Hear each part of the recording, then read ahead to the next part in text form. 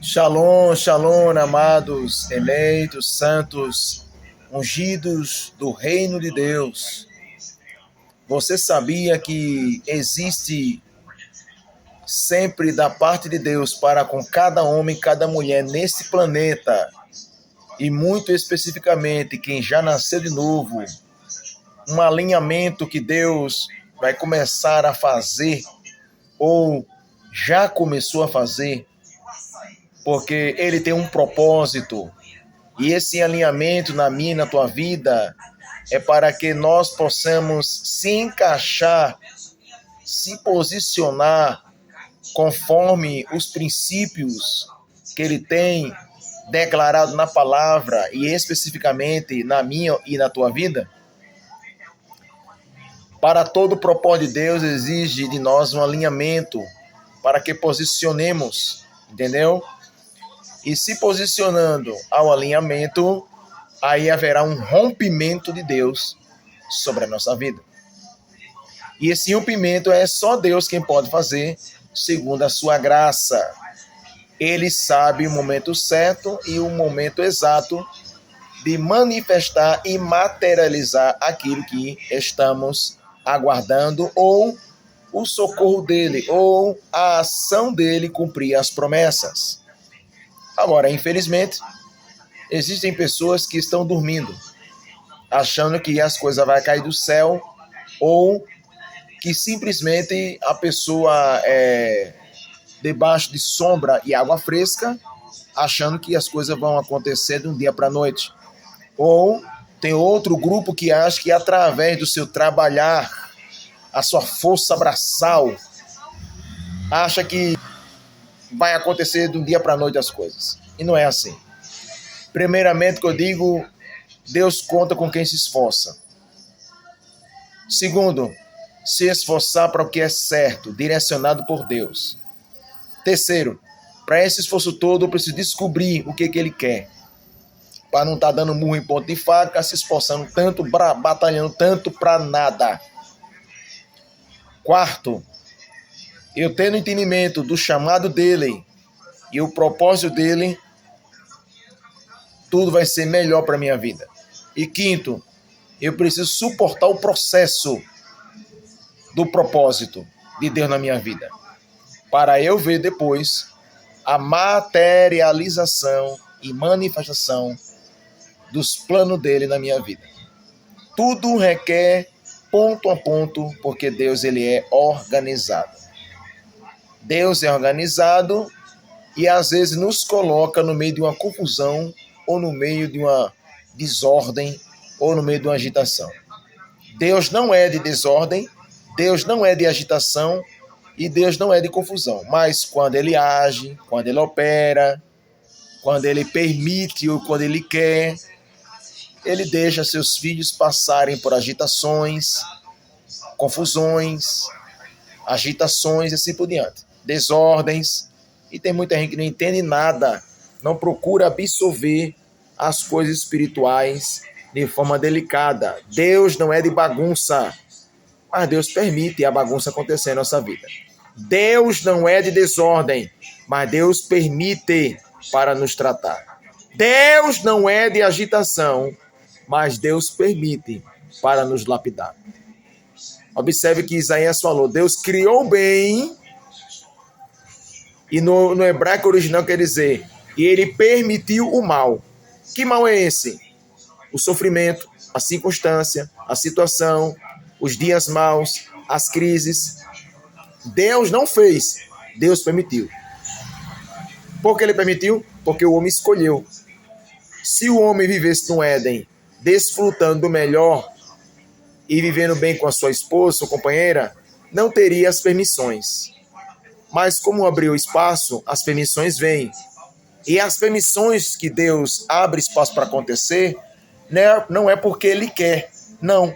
É porque, infelizmente, vai ser necessário passar. Porque não tem outro jeito. Ou porque eu decidi desse jeito.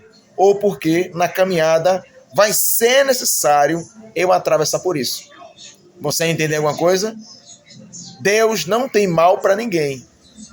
A Bíblia não foi feita de forma causativa.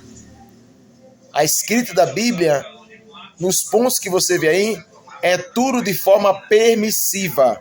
É por isso que Deus não tem mal, Deus não tem enfermidade para dar ninguém, Deus não tem prazer de matar ninguém, Deus não tem prazer de ferir ninguém. A Bíblia diz que Deus não tem prazer na morte do ímpio. Ora, se ele não tem um prazer na morte do ímpio, por que será que ele vai ter prazer na morte do fiel? Tem uma coisa errada, não tem? Agora, isso não quer dizer que Deus não tem todo o poder de executar. Quem está me entendendo? Quem foi que ali no Mar Vermelho matou os egípcios? Quem matou os egípcios foi as águas, por confrontar ou querer se levantar contra aquilo que Deus já tinha tirado do alcance deles. Aí muitos pegam, Deus matou os egípcios. Ei, Deus não matou. Simplesmente, Deus cumpriu a palavra dele. Só quem vai passar para o outro lado é quem? O povo de Israel. Lá de cá ninguém vai passar. Então as águas é que o matou, não foi Deus que matou. Agora, claro que Deus permitiu que isso acontecesse devido à decisão dos israelitas ouvirem a voz de Deus em meio à situação e o povo do Egito não talvez ter se arrependido, ter se enfurecido e querer seguir para destruir no meio do caminho. E Deus impediu com as muralhas das águas caindo sobre eles. Outra coisa, perseguiram Moisés, os primos de Moisés, Datã, Abirão e Coré. A terra se abriu, eles foram engolidos vivos. Quem foi que matou? Foi Deus? Quem foi? Não, quem matou foi a terra. A terra os matou. Agora, por que os matou? Porque eles mesmos foram tocar em algo que está separado, é consagrado a Deus. É porque os crentes aqui no Brasil e parte do planeta querem dizer que Deus é um agente de matar. Não, Deus é um agente do que é certo.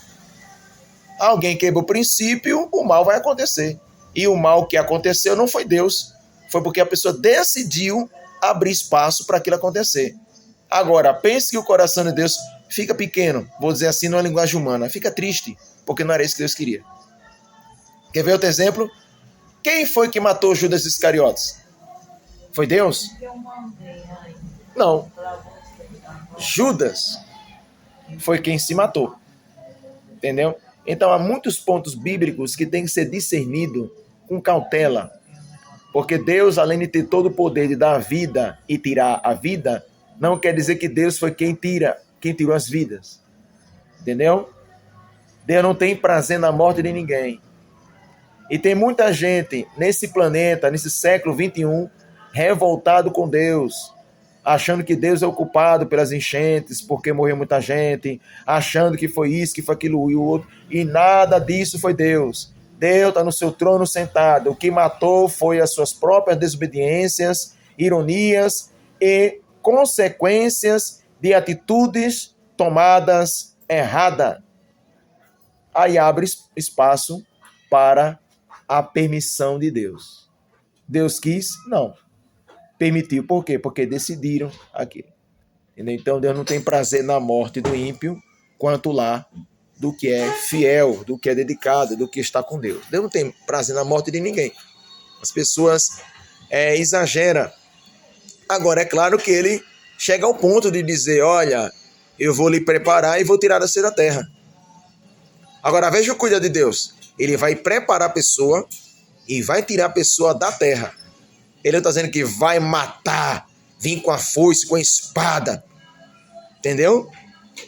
Ele está permitindo essa expressão para que a pessoa, quem sabe, se arrependa, quem saiba, renova a aliança, ou então se prepare mesmo que ele vai vir num tempo específico para vir levar aquela pessoa. Então tem que separar biblicamente.